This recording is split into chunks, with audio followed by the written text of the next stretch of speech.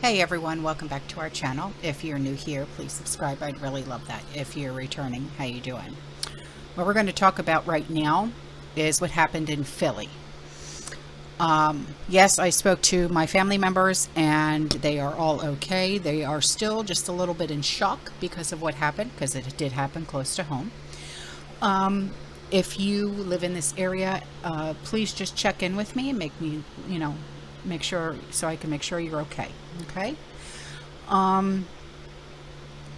This is a tragedy that struck the city. This is where the Declaration of Independence was signed, and a person went on a rampage Monday night, and 5 adults perished and 2 children were injured.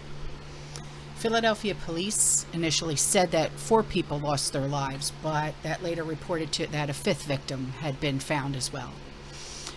Of the 5 victims, at least 4 are male. 3 of them are between the ages of 20 and 59 years old. 2 wounded children were 2 and 13, but thank the Lord, they are in stable condition. According to the Philadelphia Inquirer, which is their local paper, the incident reportedly occurred in the Kingsessing, sorry, it's been a long time since I've been home, section of the southwest Philly area. Police said the incident spread across 4 city blocks. Philadelphia Police Commissioner Danielle Outlaw described the suspect as a 40-year-old male. He was wearing a bulletproof vest, carrying an AR and a hand, and also a police scanner. Yeah. So this person knew that what the activity was going on. Yeah. A shooting Monday night in Philadelphia left at least 4 people dead, according to police. 2 children who were 2 and 13 years old were injured but in stable condition. Clips from local news outlets showed police cordoning off an intersection in Kingsessing on Monday where the gunfire had erupted. Authorities took in a suspected shooter, a man believed to be in his 40s, into custody.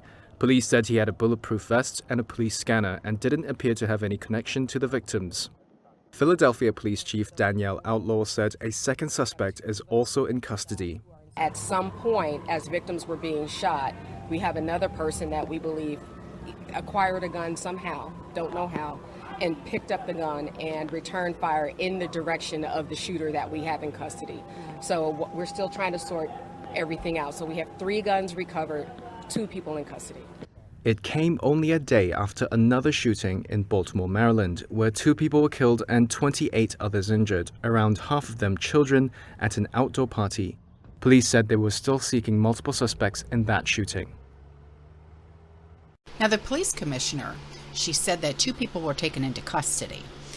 And the shooter was taken into custody after the officers who were chasing him cornered him in an alley. And another unidentified person who investigators believed picked up a firearm and then started aiming at the suspect, right? But the police found approximately 50 spent shells, according to Commissioner Outlaw. And several vehicles were also struck as well. And the commissioner said that she has absolutely no idea why this happened. And she said that the police only know that the shooter left their home and decided to target other individuals. So then the incident and potential motive remains still under investigation.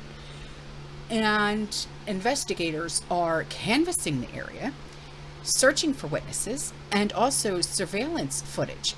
So like if anybody has, like Ring doorbell cameras or anything like that, they want to know, So the suspect here happens to be trans. And when I originally started not investigating, but looking up and, reading about this, I was unaware of this, okay? And her name is Kimbrady Carrick. Cannot pronounce the last name. Carriker, 40 years old. Was arrested on Monday evening for the demise of 5 people and then injuring 2 children. Now, 40 years old, like I said, wore a bulletproof vest and carrying the AR and a hand, okay, carrying the police scanner. So from what I understand, because I asked my husband this, he said that is unlawful use of a two-way device or something like that. I think that's what he said. So it appears that Kimbrady Carriker, I'm sorry, I can't pronounce the last name, is either trans or cross-dresser, but looks more trans to me, based on the photos that I have, okay?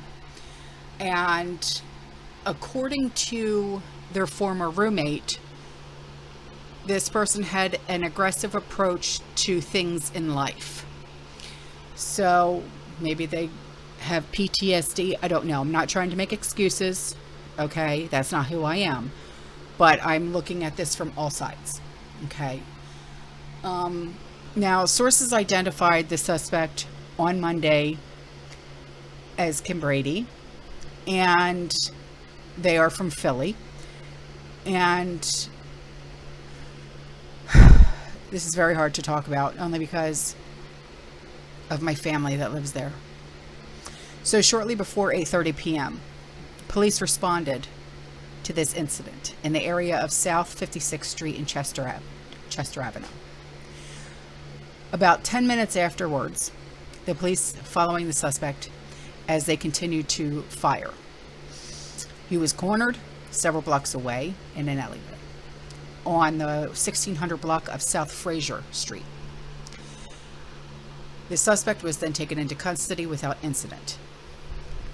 Now, Tina Rosette, who's 49, said she lived with Carriker, Kimbrady, for about a year on the 5600 block of Belmar Terrace in 2021. She said, they're really smart, intelligent, and creative, and loved working on computer programs. She was shocked to hear that they could have been involved in such a brutal act of violence. Says she's never seen them with a gun before. Then why the switch? Something must have happened. She said, I didn't even know he had one. Still, she said, Kimbrady did have an aggressive approach on some things in life. One example, she said, sometimes taught young people how to fight, purportedly in self-defense, but didn't give them much direction on how or when to stop. Now, I do have some Facebook posts, okay, that show this person supporting BLM, okay? Now, what I'll do is I'll put their pictures up, and then I'll put the post up, the Facebook post, read them, okay? Pause the video, read them, because I'm not going to read them out loud, okay? Because, you know, I don't want to get in trouble for them, okay? So here you go.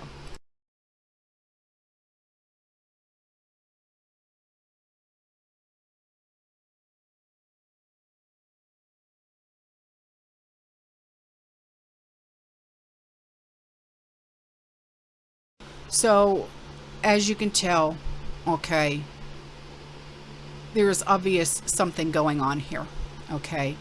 I just pray for the victims and the innocent people of Philadelphia. I just hope and pray that they can get through this and that the survivors pull through, and that the people of this area can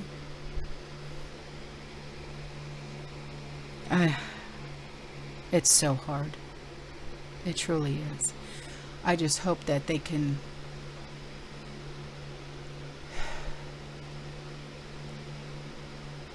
I don't know. I don't know.